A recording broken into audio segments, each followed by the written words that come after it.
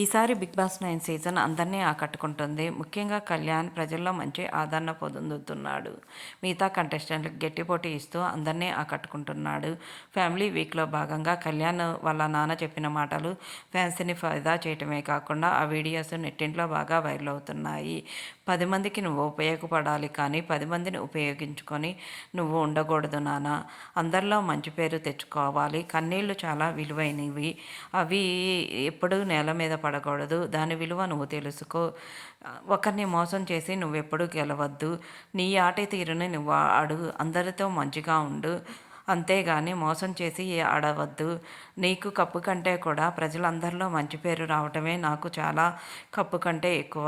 అందరిలో నువ్వు మంచివాడివే అనిపించుకోవాలి అంతేను అంటూ చెప్పాడు. ఇది చెప్పిన ఫ్యాన్స్ కూడా చాలా ఫిదా అవుతూ అందరూ కూడా మీలాంటి ఫాదర్ ఉండాలి అంటూ కామెంట్స్ పెడుతున్నారు. ప్రస్తుతం ఆ వీడియోస్‌ని మీరు చూసేయండి.